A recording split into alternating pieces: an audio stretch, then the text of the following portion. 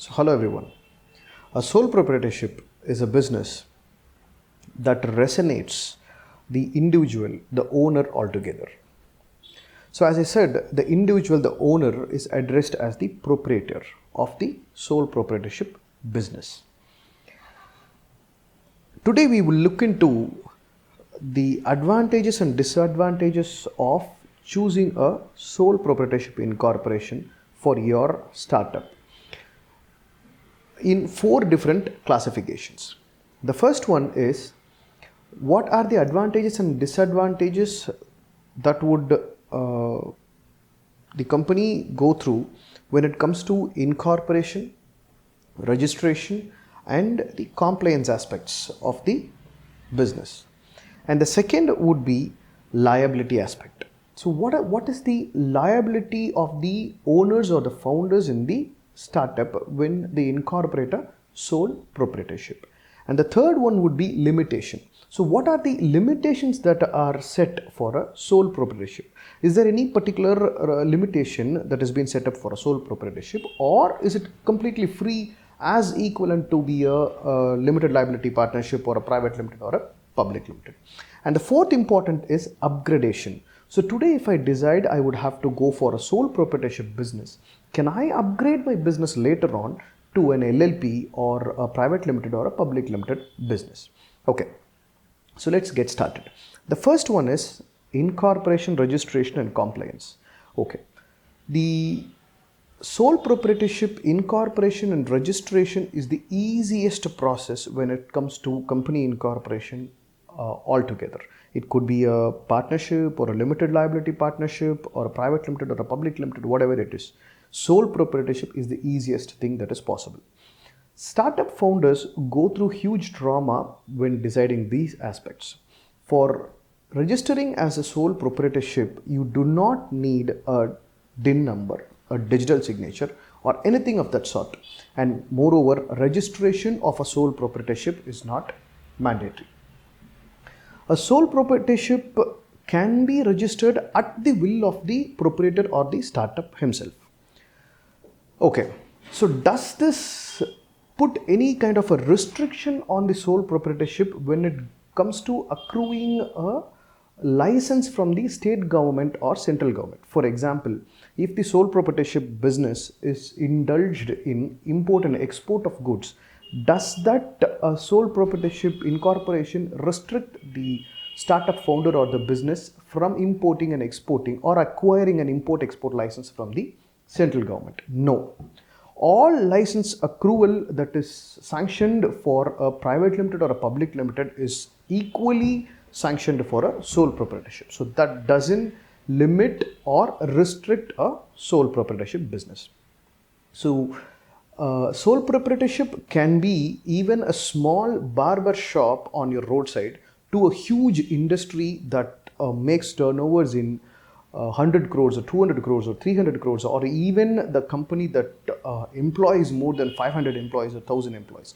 So there is no restriction in the type of turnover for the business or the type of business, the expansion or scalability of the business. There is no restriction on that part when it comes to a sole proprietorship registrations. Okay, so compliance aspects. So what are the compliances that are required for a sole proprietorship business? This compliance for a sole proprietorship is the easiest in all the business entity formation. The only compliance that is required for a sole proprietorship is the yearly income tax returns and filing of the balance sheet. That is all is required, and that too would happen on the PAN number of the individual who owns the business. So in other words, a sole proprietorship is a business which is owned, operated and run by a single person. So there is no major compliance requirements that is available for sole proprietorship business. But at the same time, the sole proprietorship, if it acquires a central government or a state government license, for example, let's say if the business falls into the category of GST registration, so yes, in that aspect, the company has to file their monthly or quarterly GST returns, that is as defined by the GST Act. or in case if the government accrues a central government license for import and export, then every year they would have to file their returns to the DGFT, Department Director General of Foreign Trade. So in that aspect, when it comes to the licenses that you accrue from the state government or central government, you would have to follow the procedures that is applicable for that particular license. But in general compliance aspects, there is no major restrictions. A proprietorship is something which is very easy to incorporate and very easy to register and very easy to comply with when it comes to the government protocols. Okay, so as I defined, the registration, incorporation and compliance aspects comes into picture. So proprietorship is the easiest thing that is possible.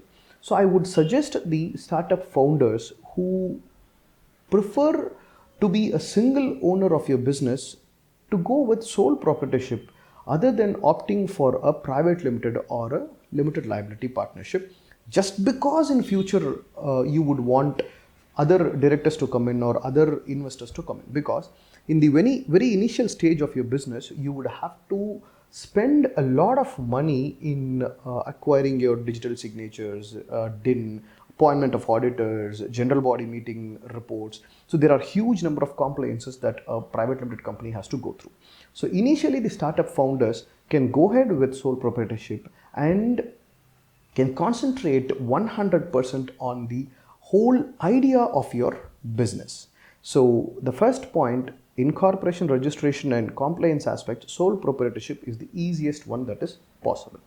Okay, so the second aspect when it comes to liability, how much is the founder or the business owner liable when it comes to a sole proprietorship? See, when it comes to a sole proprietorship, the liability that falls on the head of the proprietor or the founder or the owner is unlimited. So when it comes to financial liability, it is unlimited. If the company borrows any XYZ amount from XYZ financial institution, the 100% liability lies on the owner himself, not only on the financial liability.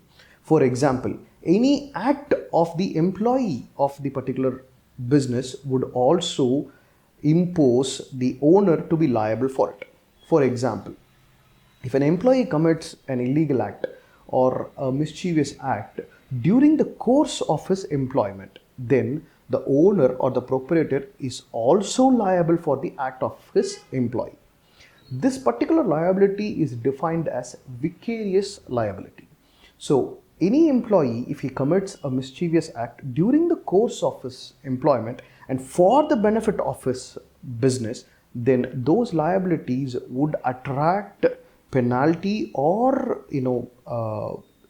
anything of that sort on the owner himself, owner as well, and also on the employee. It depends upon the mischievous act which he indulged in. But at the same time, when you consider a private limited company, any act of an employee will bind only the directors, not the shareholders. Okay, so this is the difference when it comes to liability aspects. So in general, when it comes to startup founders, even then I would suggest to go for a sole proprietorship, because it is going to be your startup, it is going to be your business. So you should take up responsibility. You would be the startup founder, so you would have to look into every single thing of your business. So initially you may go for a sole proprietorship, and when there is a need, when there is a requirement, you can definitely go ahead and migrate to a better version based on the requirement. Okay, so the second point, liability factor, comes into picture. The liability is unlimited. Okay, so now let's look into the third aspect, limitation. So as I already said, there is no limitation in terms of acquiring a government license. It can be a state government license or a central government license. There is no specific limitation that the sole proprietorship suffers when you consider a private limited or a public limited company. So whatever rights, whatever access, whatever license that are being granted to a private limited and a public limited will equally be granted to a sole proprietorship. So as I said, there is no limitation on the turnover. The huge misconception between startup founders is they assume that sole proprietorship has a a limitation on the turnover. No, there is no limitation on the turnover. There are sole proprietorship businesses which have more than 1000, 2000 employees working, and they make a huge turnover of more than 1000 crores. So there is no limitation in terms of the turnover, or in terms of the employment, or in terms of how huge your business is all about. So as I said, in terms of limitation, there is no limitation. Okay.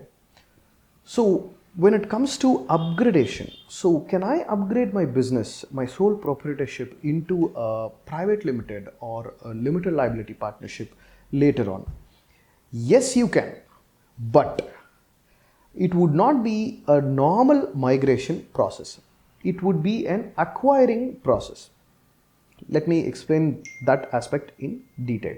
For example, you incorporate your sole proprietorship in 2010. You run your sole proprietorship for 10 years. In 2020, you decide to bring in people who can help you build strategies for your startup or your business. So you would want to appoint them as the directors of the business, and you would also want to give them 10% or 15% shares to them. So, and also you would want to bring in investors to help you scale up your business. In that aspect, yes, you can upgrade your proprietorship to a private limited company, but with certain rules to be followed. The first thing is, it would not be a normal migration from a proprietorship to a private limited company. What you have to do is, you have to incorporate a private limited company, a new, fresh private limited company, and that private limited company should acquire your proprietorship. So that is how the registration process or the incorporation process should go through. One important aspect that you would have to note down is, the new private limited company that is incorporated should mandatorily have the proprietor as one of the promoter director. And also, this particular proprietor should hold minimum 50% of the shares in the private limited company for 5 years, for 5 consecutive years. So why is this restriction that has been imposed when you convert your proprietorship into a private limited company? Because proprietorship, when it comes to proprietorship company, it is a sole person who has been run, operated and owned. But when it comes to private limited company, you bring in other directors also to your business. So when this migration happens, any act of the proprietor or that particular business would bind the new business legally. For example, any illegal trade or a wrong promise or a false contract or an illegal act that the proprietor or the business has indulged in the previous period should not legally bind and affect the new directors or the shareholders which come into the business.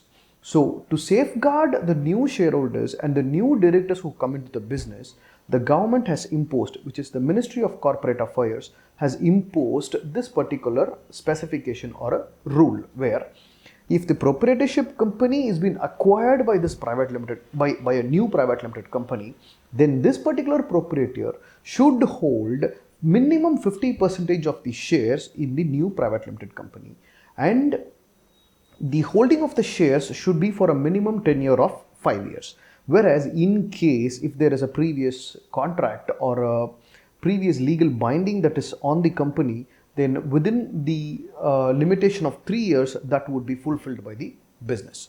So that would safeguard or protect the new shareholders and the new directors of the business. So people who indulge in wrong act shouldn't be converting their business into a private limited company, bring in other directors, bring in shareholders, and they cannot escape from the liability which they have already created. Okay. So this is a specific norm that is being followed. So yes, the possibility of migrating a proprietorship into a private limited is possible, but unless you fulfill all these specifications or the rules that is being governed by the Ministry of Corporate Affairs, you can definitely go ahead and upgrade your business from a sole proprietorship to a private limited company. Okay, So no, I do not want to go through this whole process of acquiring the sole proprietorship and kind of things like that. So in that case, and I'm going to be a single owner of my business. So what should I do? I'm going to be a single owner of my business, but I do not want my company to be later on incorporated and acquired, and all these formalities or complications I shouldn't go through. In that case, you should opt for a one-person company. We will see the advantages and disadvantages of a one-person company separately in a separate video. So yes, migrating a sole proprietorship into a private limited company is possible, but a new private limited has to be incorporated, and that private limited should acquire the sole proprietorship company. So this would not affect the age of the business. For example, if this business has been running from 2010, and in 2020, if you are incorporating a new private limited company and acquiring the proprietorship company into you, then the age of the business would be calculated from 2010. So that wouldn't affect the credibility of the business to you, to the new prospective clients that you look forward for.